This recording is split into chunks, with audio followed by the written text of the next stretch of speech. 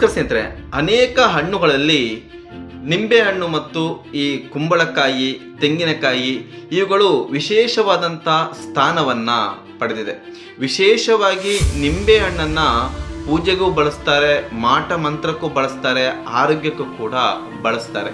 ಯಾಕೆ ಆ ನಿಂಬೆಹಣ್ಣನ್ನೇ ಇದಕ್ಕೆಲ್ಲ ಬಳಸ್ತಾರೆ? ಅದೇ ರೀತಿ ಕುಂಬಳಕಾಯಿಗಳನ್ನು ದೃಷ್ಟಿ ತೆಗೆಯೋಕ್ಕೆ ಅನೇಕ ಪೂಜೆ ಪುರಸ್ಕಾರಗಳಲ್ಲಿ ಕುಂಬಳಕಾಯಿಯನ್ನು ಕೂಡ ಬಳಸ್ತಾರೆ. ಈ ನಿಂಬೆಹಣ್ಣು ಮತ್ತು ಆ ಕುಂಬಳಕಾಯಿದೆ ಅಂತ ವಿಶೇಷತೆ ಏನಿದೆ, ಅದನ್ನೇ ಯಾಕೆ ಬಳಸ್ತಾರೆ, ಅದರ ಹಿಂದಿರುವಂಥ ರಹಸ್ಯಗಳು ಏನು ಮತ್ತು ಅದನ್ನು ಸರಿಯಾದ ರೀತಿಯಲ್ಲಿ ಯಾವ ರೀತಿ ಅದನ್ನು ಬಳಸ್ಕೊಳ್ಬೇಕು, ಇಂಥ ಅನೇಕ ವಿಚಾರಗಳನ್ನು ಈ ವಿಡಿಯೋದಲ್ಲಿ ತಿಳಿಸ್ಕೊಡ್ತೀನಿ. ವಿಡಿಯೋವನ್ನು ಪೂರ್ತಿಯಾಗಿ ನೋಡಿ ಸ್ನೇಹಿತರೆ. ಮೊದಲನೇದಾಗಿ, ನಿಂಬೆಹಣ್ಣು ಆರೋಗ್ಯಕ್ಕೆ ಯಾಕೆ ತುಂಬ ಒಳ್ಳೆಯದಂದರೆ, ಆ ನಿಂಬೆಹಣ್ಣಲ್ಲಿ 101 ಉತ್ತಮ ಗುಣವಿರುವಂತಹ ಅಂಶಗಳು ಆ ನಿಂಬೆಹಣ್ಣಲ್ಲಿ ಇದೆ. ಅದರ ಜೊತೆಗೆ ವಿಟಮಿನ್ ಸಿ ಮತ್ತು ಫೈಬರ್ ತುಂಬ ಉತ್ತಮ ರೀತಿಯಲ್ಲಿ ಇದೆ. ಅನೇಕ ರೋಗಗಳನ್ನು ತಡೆಗಟ್ಟುವಂತಹ ಶಕ್ತಿ ನಿಂಬೆಹಣ್ಣು ಹೊಂದಿದೆ. ಹೃದಯ ರೋಗ ಆಗಿರ್ಬೋದು, ಕಿಡ್ನಿಯಲ್ಲಿ ಕಲ್ಲಿರುವಂಥ ರೋಗ ಆಗಿರ್ಬೋದು, ಇಂಥ ಅನೇಕ ರೋಗಗಳಿಗೆ ನಿಂಬೆಹಣ್ಣನ್ನು ಬಳಸ್ತಾರೆ. ಕಿಡ್ನಿಯಲ್ಲಿ ಕಲ್ಲಿ ಇರುವವರು ಎಳನೀರಿಗೆ ಸ್ವಲ್ಪ ನಿಂಬೆಹಣ್ಣ ರಸವನ್ನು ಹಾಕಿ ಪ್ರತಿನಿತ್ಯ ಸೇವನೆ ಮಾಡೋದ್ರಿಂದ ಕಿಡ್ನಿಯಲ್ಲಿ ಇರುವಂತಹ ಕಲ್ಲುಗಳು ಕೂಡ ಗುಣವಾಗುತ್ತೆ. ಅದರ ಜೊತೆಗೆ ಈ ನಿಂಬೆಹಣ್ಣನ್ನು ಅನೇಕ ಜನರು ನಾನಾ ರೀತಿಯಲ್ಲಿ ಬಳಸ್ತಾರೆ. ಕೆಲವೊಬ್ರು ಗಾಡಿಗೆ ದೃಷ್ಟಿಗೆ ಅಂತ ಕಟ್ಟಿರ್ತಾರೆ, ಕೆಲವೊಬ್ರು ಮನೆಯ ಮುಂದೆ ಆ ತೋರಣದಲ್ಲಿ ನಿಂಬೆಹಣ್ಣುಗಳನ್ನ ಕಟ್ಟಿರ್ತಾರೆ, ಕೆಲವೊಬ್ರು ಮನೆಯ ಹೊಸಲುಗಳಲ್ಲಿ ನಿಂಬೆಹಣ್ಣನ್ನ ಕಟ್ ಮಾಡಿ ಆ ಕಡೆ ಅದಕ್ಕೆ ಕುಂಕುಮವನ್ನು ಬಳಿದು ಇಟ್ಟಿರ್ತಾರೆ. ಇನ್ನು ಕೆಲವರು ಮನೆಗಳಲ್ಲಿ ದೇವರ ಫೋಟೋ ಇಡುವ ಜಾಗದಲ್ಲಿ ಆಗಿರ್ಬೋದು, ಇಲ್ಲ ಮನೆಗಳಲ್ಲಿ ಅಂಗಡಿಗಳಲ್ಲಿ ಆ ನಿಂಬೆಹಣ್ಣನ್ನ ಒಂದು ಲೋಟದಲ್ಲಿ ನೀರು ಹಾಕಿ ಆ ನೀರಿನ ಒಳಗೆ ಆ ನಿಂಬೆಹಣ್ಣನ್ನ ಹಾಕಿರ್ತಾರೆ. ಅದೇ ರೀತಿ ಅನೇಕ ರಾಜಕಾರಣಿಗಳು ಕೈಗಳಲ್ಲಿ ನಿಂಬೆಹಣ್ಣನ್ನ ಹಿಡಿದುಕೊಳ್ಳುವುದನ್ನ ನಾವು ನೋಡುತ್ತೇವೆ. ಯಾಕೆ ಈ ನಿಂಬೆಹಣ್ಣಿಗೆ ಇಷ್ಟೊಂದು ಶಕ್ತಿ ಇದೆ ಅಂದ್ರೆ, ಆ ನಿಂಬೆಹಣ್ಣು ಆಗಿರ್ಬೋದು ಇಲ್ಲ ಕುಂಬಳಕಾಯಿ ಆಗಿರ್ಬೋದು, ಅದು ಮರಗಳಿಂದ ಗಿಡಗಳಿಂದ ಕಿತ್ತ ನಂತರ ಕೂಡ ಅದರಲ್ಲಿ ಜೀವ ಇರುವಂತ ಅಂಶ ಇರುವುದರಿಂದ ಅವುಗಳನ್ನ ದೃಷ್ಟಿ ತೆಗೆಯಲು ಬಳಸ್ತಾರೆ. ನಾನಾ ರೀತಿಯಾದಂಥ ದೃಷ್ಟಿಗಳನ್ನ ನಿಂಬೆಹಣ್ಣಲ್ಲಿ ತೆಗಿತಾರೆ. ನಾನಾ ರೀತಿಯಾದಂಥ ಪೂಜೆಗೂ ಆಗಿರ್ಬೋದು, ಮಾಟ ಮಂತ್ರಗಳಿಗಾಗಿರ್ಬೋದು ಈ ನಿಂಬೆಹಣ್ಣುಗಳನ್ನ ಬಳಸ್ತಾರೆ. ಪೂಜೆಗೆ ಬಳಸುವಂತ ಪವಿತ್ರವಾದಂಥ ನಿಂಬೆಹಣ್ಣನ್ನ ಮಾಟ ಮಂತ್ರಗಳಿಗೆ ಯಾಕೆ ಬಳಸ್ತಾರೆ ಅಂದ್ರೆ, ನಿಂಬೆ ಹಣ್ಣಿನಲ್ಲಿರುವಂಥ ಶಕ್ತಿ ಏನಂದರೆ, ಆ ನಿಂಬೆ ಹಣ್ಣಿನ ಒಳಗೆ ಯಾವುದೇ ಒಂದು ಒಳ್ಳೆ ಶಕ್ತಿ ಆಗಿರ್ಬೋದು, ಕೆಟ್ಟ ಶಕ್ತಿ ಆಗಿರ್ಬೋದು, ಅದರೊಳಗೆ ತಲುಪಿಸುವಂಥ, ಅದನ್ನು ತೆಗೆದುಕೊಳ್ಳುವಂಥ ಶಕ್ತಿ ಆ ನಿಂಬೆ ಹಣ್ಣಿಗೆ ಇದೆ. ಆ ಕೆಟ್ಟ ಶಕ್ತಿ ಆಗಿರ್ಬೋದು, ಒಳ್ಳೆ ಶಕ್ತಿ ಆಗಿರ್ಬೋದು, ತೆಗೆದುಕೊಳ್ಳುವಂಥ ಶಕ್ತಿ ಆ ನಿಂಬೆ ಹಣ್ಣಿಗೆ ಇರುವುದರಿಂದ ಆ ನಿಂಬೆ ಹಣ್ಣುಗಳನ್ನು ಪೂಜೆಗೂ ಕೂಡ ಬಳಸ್ತಾರೆ, ಮಾಟ ಮಂತ್ರಗೂ ಕೂಡ ಬಳಸ್ತಾರೆ. ನಿಂಬೆ ಹಣ್ಣಿನಲ್ಲಿ ಇನ್ನೊಂದು ವಿಶೇಷವಾದಂಥ ವಿಚಾರ ಏನಾಗಿದೆ ಅಂದರೆ, ಒಂದು ಬಾರಿ ಗಿಡದಿಂದ ನಿಂಬೆ ಹಣ್ಣುಗಳನ್ನು ತೆಗೆದ ನಂತರ ಕೂಡ ಅದರಲ್ಲಿ ಜೀವ ಇರುತ್ತೆ. ಆ ಜೀವಾಂಶ ಎಲ್ಲಿವರೆಗೂ ಇರುತ್ತೆ ಅಂದರೆ, ಸಣ್ಣ ಒಂದು ಸೂಜಿಯಿಂದ ಆ ನಿಂಬೆಹಣ್ಣಿಗೆ ಚುಚ್ಚಿದ್ರೆ ಅದರಲ್ಲಿರುವಂಥ ಶಕ್ತಿ, ಆ ಪವರು ಹೊರಟೋಗುತ್ತೆ. ಅದಕ್ಕೋಸ್ಕರ ಆ ನಿಂಬೆಹಣ್ಣನ್ನು ದೃಷ್ಟಿ ತೆಗೆಯಕ್ಕಾಗಿರ್ಬೋದು, ಮನೆಯಲ್ಲಾಗಿರ್ಬೋದು, ಇಡುವಾಗ ಯಾವುದೇ ರೀತಿಯಾದಂಥ ಕಲೆ ಇಲ್ಲದಿರುವಂತಹ, ಪೆಟ್ಟುಗಳು ಆಗದಿರುವಂಥ ನಿಂಬೆಹಣ್ಣನ್ನು ಬಳಸದೆ ತುಂಬ ಉತ್ತಮ ಸ್ನೇಹಿತರೆ. ಅನೇಕ ಜನರು ಈ ಹೊಸಲುಗಳಲ್ಲಿ ನಿಂಬೆ ಹಣ್ಣನ್ನು ಕಟ್ ಮಾಡಿ ಅದಕ್ಕೆ ಕುಂಕುಮ ಇಟ್ಟು ಎರಡು ಕಡೆ ಕೂಡ ಇಟ್ಟಿರ್ತಾರೆ.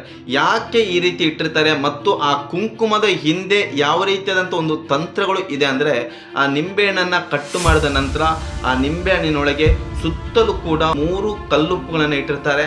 ಆ 3 ಕಲ್ಲುಪ್ಪುಗಳ ಅಪೋಸಿಟ್ ಸೈಡ್ನಲ್ಲಿ ಮೆಣಸಿನ ಕಾಳುಗಳನ್ನು ಇಟ್ಟಿರ್ತಾರೆ. ಆ ಮೆಣಸಿನ ಕಾಳುಗಳನ್ನು ಇಟ್ಟ ನಂತರ ದೇವಸ್ಥಾನದಿಂದ ಪೂಜೆ ಮಾಡಿ ತಂದಂಥ ಕುಂಕುಮವನ್ನ ಆ ಲಿಂಬೆಹಣ್ಣಿನ ಮೇಲ್ಭಾಗಕ್ಕೆ ಸವರಿ ಹೊಸಲುಗಳಲ್ಲಿ ಇಟ್ಟಿರ್ತಾರೆ. ಇದು ಇಡುವುದರ ಹಿಂದಿರುವಂಥ ಪದ್ಧತಿ ಏನಂದ್ರೆ, ಯಾವುದೇ ಒಂದು ದುಷ್ಟ ಶಕ್ತಿಗಳು ಮನೆಯೊಳಗೆ ಪ್ರವೇಶ ಆಗದಿರಲಿ ಅನ್ನೋ ಕಾರಣಕ್ಕೋಸ್ಕರ ಆ ಲಿಂಬೆ ಹಣ್ಣುಗಳನ್ನು ಆ ರೀತಿ ಇಟ್ಟಿರ್ತಾರೆ. ಆ ಹೊಸಲುಗಳಲ್ಲಿ ಇಡುವಂಥ ಲಿಂಬೆ ಹಣ್ಣುಗಳನ್ನು ನಾವು ಮಾರ್ಕೆಟಿಂದ ತಂದು ಕಟ್ ಮಾಡಿ ಆ ರೀತಿ ಇಟ್ಟರೆ ಅದರಲ್ಲಿ ಯಾವುದೇ ರೀತಿಯಾದಂಥ ಪವರ್ಗಳು ಇರಲ್ಲ. ಆ ರೀತಿ ಮನೆಯಲ್ಲಿ ಹೊಸಲುಗಳಲ್ಲಿ ಯಾವುದೇ ಒಂದು ದುಷ್ಟಶಕ್ತಿಗಳು ಮನೆಯೊಳಗೆ ಪ್ರವೇಶ ಮಾಡದೇ ರೀತಿಯಲ್ಲಿ ನಿಂಬೆ ಹಣ್ಣುಗಳನ್ನು ಇಡಬೇಕು ಅಂದರೆ, ಯಾವುದಾದ್ರೂ ಒಂದು ಅಮ್ಮನ ದೇವಸ್ಥಾನಕ್ಕೆ ಹೋಗಿ ಆ ದೇವಸ್ಥಾನದಲ್ಲಿ ಪೂಜೆ ಮಾಡಿ ಕೊಟ್ಟಂತ ನಿಂಬೆ ಹಣ್ಣುಗಳನ್ನು ತಂದು ಈ ರೀತಿ ಇಡುವುದರಿಂದ ಅದರ ಫಲವನ್ನ ಪಡೆಯೋಕ್ಕೆ ಸಾಧ್ಯ. ಅದೇ ರೀತಿ ಅನೇಕರು ಈ ಗಾಡಿಗಳಿಗೆ ಆ ನಿಂಬೆಹಣ್ಣನ್ನ ಕಟ್ತಾರೆ. ಆ ನಿಂಬೆ ಹಣ್ಣುಗಳನ್ನ ಕಟ್ಟಬೇಕಾದ್ರೆ ತಂತಿಯನ್ನ ತೆಗೆದು ಆ ತಂತಿಗೆ ಆ ಮೆಣಸನ್ನು ಇಟ್ಟು ಆ ಮೆಣಸಿನ ನಂತರ ಆ ನಿಂಬೆಹಣ್ಣನ್ನು ಚುಚ್ತಾರೆ. ಆ ಚುಚ್ಚಿದ ನಂತರ ಚುಚ್ಚಿದಂಥ ನಿಂಬೆಹಣ್ಣನ್ನ ಗಾಡಿಗಳಿಗೆ ಕಟ್ತಾರೆ. ಚುಚ್ಚಿದಂಥ ನಿಂಬೆಹಣ್ಣುಗಳನ್ನು ಗಾಡಿಗೆ ಕಟ್ಟೋದ್ರಿಂದ ಯಾವುದೇ ರೀತಿಯಂಥ ಪ್ರಯೋಜನವಿಲ್ಲ. ಯಾಕಂದರೆ ಒಂದು ಸಲ ಆ ನಿಂಬೆಹಣ್ಣಿಗೆ ಚುಚ್ಚಿದ್ರೆ ಅದರ ಪ್ರಾಣ ಹೊರಟೋಗುತ್ತೆ. ಪ್ರಾಣ ಹೊರಟೋದಂಥ ನಿಂಬೆಹಣ್ಣನ್ನು ಆ ರೀತಿ ಗಾಡಿಗಳಿಗೆ ಕಟ್ಟೋದ್ರಿಂದ ಯಾವುದೇ ರೀತಿಯಂಥ ಉಪಯೋಗ ಇಲ್ಲ. ಆ ರೀತಿ ಗಾಡಿಗಳಿಗೆ ನಿಂಬೆಹಣ್ಣನ್ನು ಕಟ್ಟಲೇಬೇಕು ಅಂದರೆ ಆ ನಿಂಬೆಹಣ್ಣಿಗೆ ಯಾವುದೇ ರೀತಿಯಾದಂಥ ಗಾಯಗಳು ಆಗದ ರೀತಿಯಲ್ಲಿ ಸುರಕ್ಷತೆಯಿಂದ ಆ ನಿಂಬೆಹಣ್ಣು ಕಟ್ಟೋದ್ರಿಂದ ಅದರ ಫಲವನ್ನು ಪಡೆಯಬಹುದು. ಇನ್ನೊಂದು ನಿಂಬೆಹಣ್ಣಲ್ಲಿ ಉತ್ತಮವಾದಂಥ ಶಕ್ತಿ ಏನಂದರೆ ಅಕ್ಕಪಕ್ಕದಲ್ಲಿರುವಂಥ ಕೆಟ್ಟ ಶಕ್ತಿಗಳನ್ನು ತಾನು ಎಳೆದುಕೊಳ್ಳುವಂಥ ಒಂದು ಶಕ್ತಿ ನಿಂಬೆಹಣ್ಣಲ್ಲಿ ಇರುವುದರಿಂದ ಮನೆಯೊಳಗೆ ಆಗಿರ್ಬೋದು, ಅಂಗಡಿಯಲ್ಲಾಗಿರ್ಬೋದು, ಆ ಲೋಟಗಳಲ್ಲಿ ನೀರುಗಳನ್ನು ಹಾಕಿ ಆ ನೀರಿನೊಳಗೆ ಆ ನಿಂಬೆಹಣ್ಣುಗಳನ್ನು ಹಾಕಿರ್ತಾರೆ. ಆ ಲೋಟಗಳಲ್ಲಿ ನಿಂಬೆಹಣ್ಣುಗಳನ್ನು ಹಾಕುವಾಗ ಗಮನಿಸಬೇಕಾದಂಥ ಒಂದು ವಿಚಾರ ಏನಂದರೆ ಆ ನಿಂಬೆಹಣ್ಣು ತುಂಬ ಶುದ್ಧವಾಗಿರಬೇಕು. ಯಾವುದೇ ರೀತಿಯಾದಂತಹ ಆ ನಿಂಬೆಹಣ್ಣಿಗೆ ಗಾಯಗಳು ಆಗಿರಬಾರ್ದು. ಅಂಥ ಶುದ್ಧವಾದ ನಿಂಬೆಹಣ್ಣುಗಳನ್ನು ಹಾಕೋದ್ರಿಂದ ಅದರ ಫಲವನ್ನು ಪಡೆಯೋಕ್ಕೆ ಸಾಧ್ಯ ಸ್ನೇಹಿತರೆ. ಅದೇ ರೀತಿ ಗಾಡಿಗಳಿಗೆ ಆಗಿರ್ಬೋದು, ಪೂಜೆ ಮಾಡಿದ ನಂತರ ಕುಂಬಳಕಾಯಿಗಳನ್ನು ಒಡೆಯುವ ಪದ್ಧತಿಯನ್ನು ನಾವು ನೋಡ್ಕೊಂಡು ಬಂದಿದ್ದೇವೆ. ನಿಂಬೆಹಣ್ಣಲ್ಲಿ ಯಾವ ರೀತಿಯಾದಂಥ ಶಕ್ತಿ ಇದೆಯೋ ಅದೇ ರೀತಿ ಕುಂಬಳಕಾಯಲ್ಲೂ ಕೂಡ ದುಷ್ಟದನ್ನು ಎಳೆದುಕೊಳ್ಳುವಂಥ ಶಕ್ತಿ ಇರುತ್ತೆ. ಗಾಡಿಗಳಿಗೆ ಪೂಜೆ ಆದ ನಂತರ ಅನೇಕ ಜನರು ಕುಂಬಳಕಾಯಿಗಳನ್ನು ಹೊಡಿತಾರೆ. ಆ ಕುಂಬಳಕಾಯಿಗಳನ್ನು ಹೊಡೆಯಬೇಕಾದ್ರೆ ಎಲ್ಲರೂ ಕೂಡ ಸಾಮಾನ್ಯವಾದಂಥ ಒಂದು ತಪ್ಪನ್ನು ಮಾಡ್ತಾರೆ. ಯಾವ ರೀತಿ ತಪ್ಪುಗಳನ್ನು ಮಾಡ್ತಾರೆ ಅಂದರೆ ಆ ಕುಂಬಳಕಾಯಿನ ತ್ರಿಕೋನಾಕಾರದಲ್ಲಿ ಕಟ್ ಮಾಡಿ ಅದರ ನಂತರ ಅದರೊಳಗೆ ಕುಂಕುಮ ಹಾಕಿ ಚಿಲ್ಲರೆ ದುಡ್ಡುಗಳನ್ನು ಹಾಕಿ ನಂತರ ಅದನ್ನು ಮುಚ್ಚಿ ಕರ್ಪೂರ ಹಚ್ಚಿ ಪೂಜೆ ಮಾಡಿ ಆ ಕುಂಬಳಕಾಯಿಗಳನ್ನು ಹೊಡಿತಾರೆ. ಈ ರೀತಿ ಕುಂಬಳಕಾಯಿಗಳನ್ನು ಹೊಡೆಯೋದ್ರಿಂದ ಯಾವುದೇ ಫಲಗಳು ದೊರಕಲ್ಲ ಸ್ನೇಹಿತರೆ. ಯಾಕಂದ್ರೆ ನಿಂಬೆಹಣ್ಣಿಗೆ ಯಾವ ರೀತಿ ಸಣ್ಣ ಸೂಜಿಯಿಂದ ಚುಚ್ಚಿದ ನಂತರ ಅದರಲ್ಲಿರುವಂತಹ ಶಕ್ತಿ ಹೋಗುತ್ತೋ ಅದೇ ರೀತಿ ಆ ಕುಂಬಳಕಾಯಿಗೆ ಒಂದು ಚೂರು ಏಟಾದಾಗ ಅದರಲ್ಲಿರುವಂತಹ ಶಕ್ತಿ ಹೋಗುತ್ತೆ. ಅದರಿಂದ ಆ ಕುಂಬಳಕಾಯಿಗೆ ಯಾವುದೇ ರೀತಿಯಾದಂತಹ ಗಾಯಗಳು ಆಗದ ರೀತಿಯಲ್ಲಿ ಕುಂಬಳಕಾಯಿನ ಮೇಲೆ ಕರ್ಪೂರ ಇಟ್ಟಾಗಿರ್ಬೋದು, ಅದರ ಮೇಲೆ ಚಿಲ್ಲರೆ ದುಡ್ಡುಗಳನ್ನು ಇಟ್ಟು ಪೂಜೆ ಮಾಡಿ ನಂತರ ಅದನ್ನು ಹೊಡೆಯುವುದರಿಂದ ಆ ಫಲಗಳನ್ನ ಪಡಿಬಹುದು ಸ್ನೇಹಿತರೆ. ಅನೇಕ ಜನರಿಗೆ ಇಂಥ ಸೂಕ್ಷ್ಮವಾದಂಥ ವಿಚಾರಗಳು ಗೊತ್ತಿರಲ್ಲ.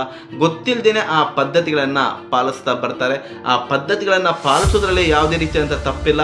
ಸರಿಯಾದ ರೀತಿಯಲ್ಲಿ ಆ ಪದ್ಧತಿಗಳನ್ನ ಪಾಲಿಸೋದ್ರಿಂದ ಅದರ ಫಲವನ್ನ ಪಡೆಯೋಕ್ಕೆ ಸಾಧ್ಯ ಸ್ನೇಹಿತರೆ. ವಿಡಿಯೋವನ್ನು ಪೂರ್ತಿ ನೋಡಿದಂಥ ಸಮಸ್ತ ಕನ್ನಡಿಗರಿಗೆ ಧನ್ಯವಾದಗಳನ್ನು ಸಲ್ಲಿಸುತ್ತಾ ಇಂಥ ಅನೇಕ ಉತ್ತಮವಾದಂಥ ವಿಚಾರನ ಈ ಚಾನಲ್ ಮೂಲಕ ತಿಳಿಸ್ತಾ ಬರ್ತೀನಿ. ದಯವಿಟ್ಟು ಚಾನಲ್ನ ಸಬ್ಸ್ಕ್ರೈಬ್ ಮಾಡಿ, ವಿಡಿಯೋ ಇಷ್ಟ ತಂದರೆ ಲೈಕ್ ಮಾಡಿ, ಶೇರ್ ಮಾಡಿ. ಮತ್ತೆ ಮುಂದಿನ ಸಂಚಿಕೆಯಲ್ಲಿ ಇನ್ನೊಂದು ಉತ್ತಮವಾದಂಥ ವಿಚಾರದೊಂದಿಗೆ ನಿಮ್ಮ ಮುಂದೆ ಬರ್ತೀನಿ. ಅಲ್ಲಿವರೆಗೂ ನಮಸ್ಕಾರ.